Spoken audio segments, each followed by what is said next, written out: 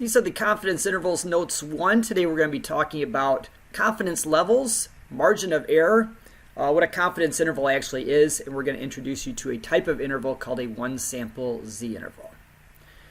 This unit focuses a lot on confidence. So when we say confidence, what are we getting at? Well, let's say, for example, you were trying to make a guess about how old I was. So you might have a number in your head. Maybe it's 35, maybe it's 40, maybe it's 45, maybe it's something in that area. But if you had to put money down, you're going to bet $100 on what my specific age was, you might not be entirely confident that you would get the answer right. Now, if you were given maybe a span of 3 years, maybe you're thinking, ooh, maybe he's 34 to 37. Maybe he's 40 to 43. Maybe he's 45 to 48. You would probably feel more confident. If you're given a span of 10 years, you would probably feel really good. If you're thinking, I think he's between 35 and 45, or 38 and 48, or 30 and 40, you would feel a lot better. The bigger of a range of answers you have, the more confident you're going to be. And that ties in with something that's called a confidence level. So a confidence level is a percent. It's actually a probability as well. And that's kind of how we're going to be looking at it this unit. We're going to consider a confidence level to be the probability that a confidence interval actually captures the true parameter in repeated samples. So if everybody came up with a span of 10 years that you thought my age was between, maybe somebody thought 30 to 40, maybe somebody said 35 to 45, maybe somebody said 40 to 50, we're looking at what's the likelihood that one of those or any of these intervals actually has my age in it. So that's kind of the idea of what a confidence level is. Think of it as being like a percentage, a proportion, or a probability. So let's look at some small print from a newspaper poll that's kind of addressed on the right-hand side graphic here. The USA Today Suffolk University poll of 363 likely Democratic voters and 357 likely Republican voters taken Wednesday through Sunday, margin of error plus or minus 5 percentage points. So a lot of times we've seen this value called margin of error, and I used to think it was just some random value that people applied to polls because they weren't entirely accurate. So kind of like a fudge factor, or just a value that people are like, you know what, I don't know if this answer is exactly right. Let's just make it plus or 5 margin of error percentage points. Well, margin of error is actually not some random number that people come up with. It actually comes from a formula.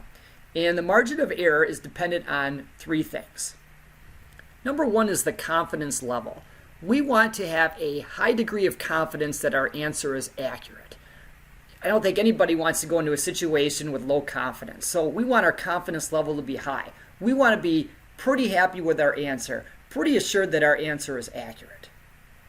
Number 2 is the standard deviation. Margin of error is dependent on the standard deviation of your data. A lot of times this is hard to change. There's not a lot that we can do that kind of impacts what the standard deviation is. Number 3 is the sample size, and that's something that's typically easy to change.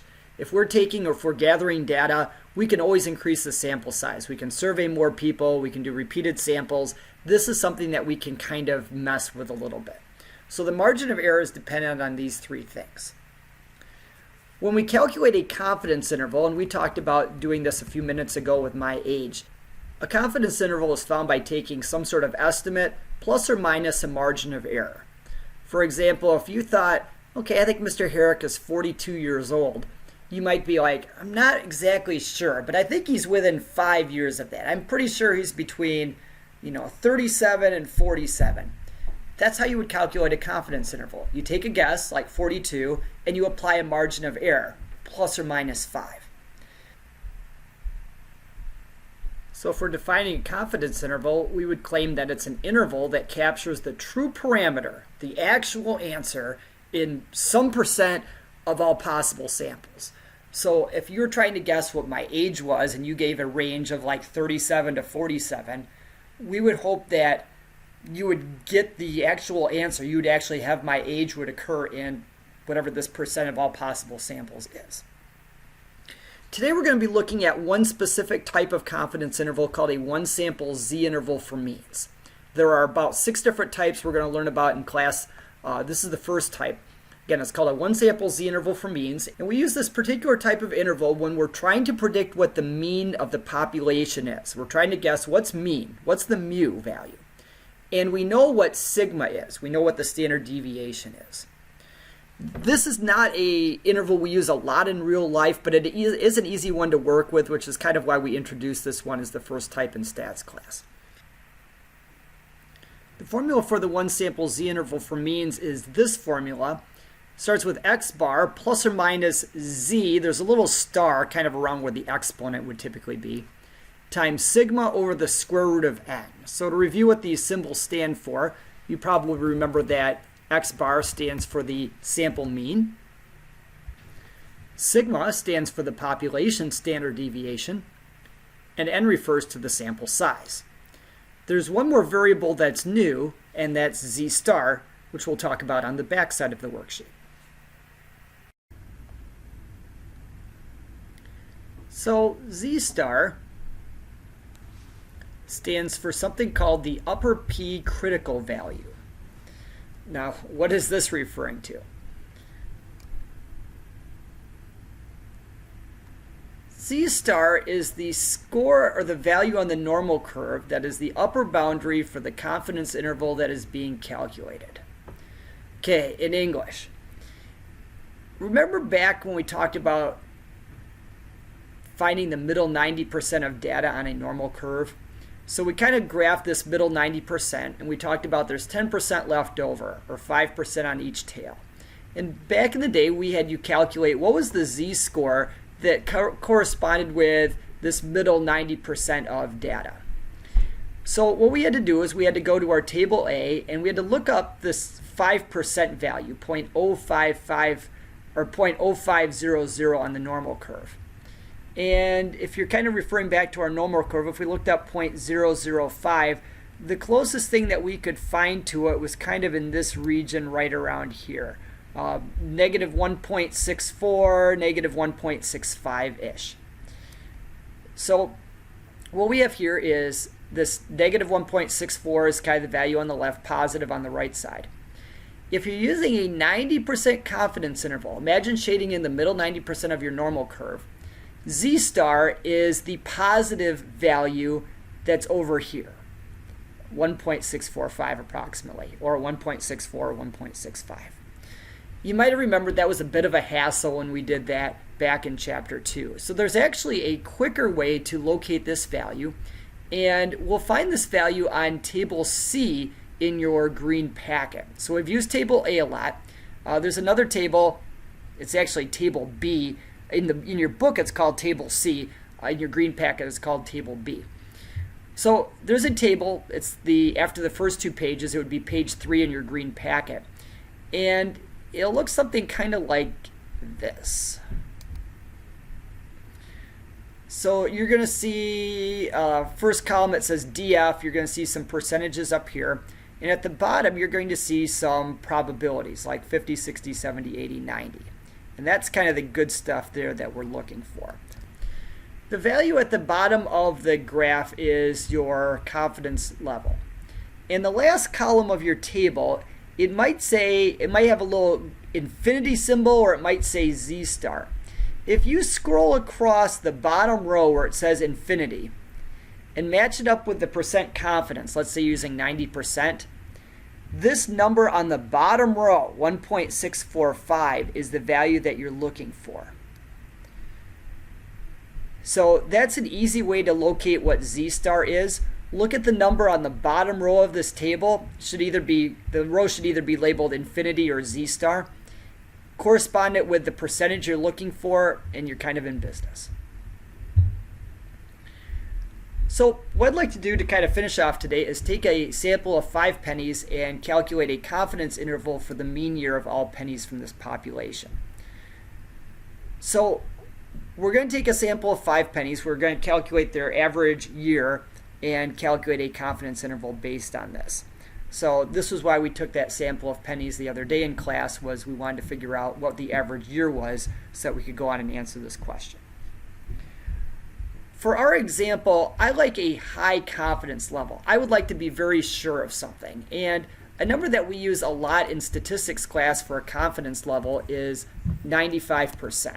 So we're going to use that value. We don't necessarily have to be 100% confident. For example, if you wanted to be 100% confident about what my age was, you could go, well, I'm pretty sure Mr. Herrick is between 0 and 1,000 years old. Okay, that would be a confidence level pretty close to 100%, but that really doesn't tell us a whole lot. So a confidence level of 95% doesn't guarantee my age is going to be in this region or that the average year of all the pennies is going to be in that region, but we should be pretty confident when we're done that we have a pretty accurate answer. At one point, we'd also calculated the standard deviation of the pennies, and we revealed that value to be approximately 10.8. So we'll use that here.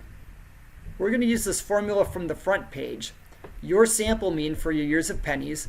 We're going to plug in Z-star, sigma, and n to calculate what this confidence interval looks like. So let's do that here. So you're going to substitute in the average year of your pennies. I'm not sure what your value is. Let's say you get something like 1996.8. Then we're going to go plus or minus Z-star. Now for Z-star, we're using 95% confidence.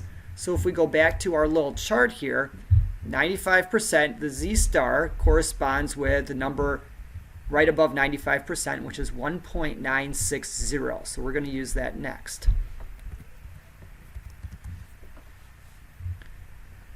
We're then going to multiply this by a fraction. The numerator is sigma, which is 10.8. And we're going to divide by a square root.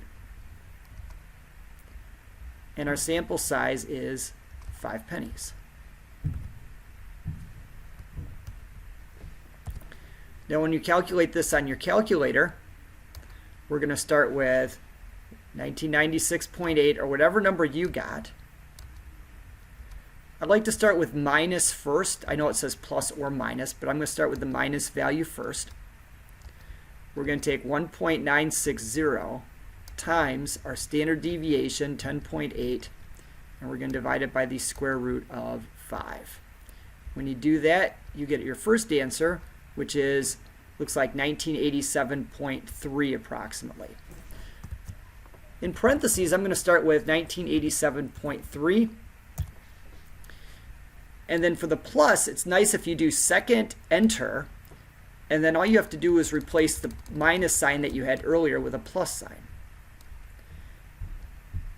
Here I get 2006 we'll round that up to 3. And the reason I did the minus first instead of the plus is that we always want to write the smaller number first in the interval and then the larger number second. So when you're done with your answer, what you are allowed to say is the conclusion to this sentence, which says our confidence interval was 95%, so we're using a 95% confidence interval. We are 95% confident that the true mean, mu, is between the two numbers we came up with, 1987.3 and 2006.3. So this means in the container, based on our sample of 5 coins, I'm 95% sure that the average, the true average of all the pennies in that container is somewhere between these 2 years. So we could say with confidence, I'm 95% sure that if we took the average year of all those pennies, it's somewhere between 1987 and 2006. That's how you work with confidence intervals. And your focus today is going to be on these one sample Z interval problems where you need to find an X bar, a sample mean, Z star using the table, sigma, which will be provided in the problem, and n, which is the sample size. If you could substitute numbers into this formula, you should be all set.